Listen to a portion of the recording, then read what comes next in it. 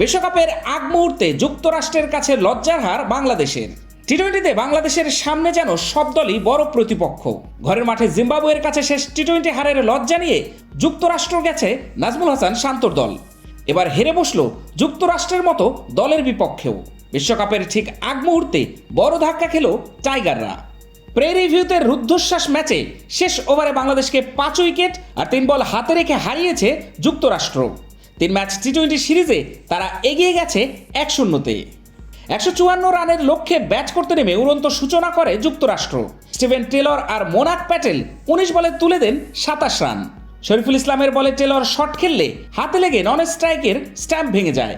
ভাগ্য গুণে 12 বলে 10 রান করা মোনাকের উইকেট নিয়ে জুটি ভাঙে বাংলাদেশ। তবে টেলর আর আন্দ্রেজ গুজ দ্বিতীয় উইকেটে আবার ভয় ধরান। 32 বলে তারা যোগ করেন 38 রান। স্মুথ শেভিং এর জন্য শুধুমাত্র কুল, নাথিং এলস। এক উইকেটেই 65 রান তুলে ফেলেছিল যুক্তরাষ্ট্র। সেখান থেকে বাংলাদেশকে লড়াইয়ে ফেরান বোলাররা। 13 রানের মধ্যে 3 উইকেট তুলে নেয় টাইগাররা। এর মধ্যে 2টি উইকেট মোস্তাফিজুর রহমানের ও একটি নেন রিশাদ হোসেন। 18 বলে 23 করে ঘুষ হন রিশাদের শিকার। মোস্তাফিজ সাজঘরে ফেরান টেলরকে। মোস্তাফিজ টেলরকে 29 বলে 28 রান করার পরে সাজঘরে ফেরান। আর অ্যারন জোন্সকে 12 বলে 4 রান করার পরে ফেরান মোস্তাফিজ। 10 বলে 10 করে নীতিশ কুমার উইকেট দেন শরীফুলকে। 100-র আগে 5 উইকেট হারিয়ে কোণঠাসা হয়ে পড়ে যুক্তরাষ্ট্র।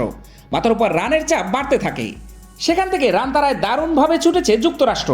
মোস্তাফিজ শরীফুলদের পিটিয়ে 28 বলে ম্যাচ জেতানোর 62 রানের জুটিতে হারমিত সিং আর কোরি অ্যান্ডারসন ম্যাচটা বের করে নিয়ে আসেন। হারমিত 13 বলে 33 আর অ্যান্ডারসন 25 বলে অপরাজিত থাকেন 34 রানে।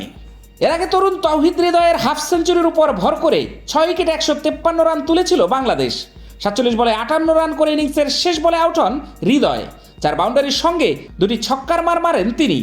টস হেরে ব্যাট করতে নেমে প্রথম থেকেই ধুঁকতে দেখা যায় বাংলাদেশের 2 ওপেনারকে, বিশেষ করে লিটন দাসকে।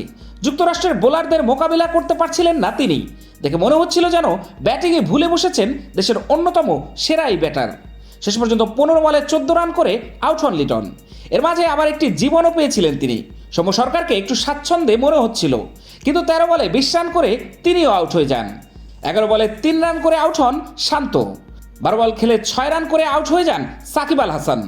68 রানে 4 উইকেট হারিয়ে যখন ধুঁকছিল টাইগাররা, তখন বাংলাদেশের ব্যাটিংয়ের হাল ধরেন মাহমুদুল্লাহ রিয়াদ আর তাওহিদ হৃদয়।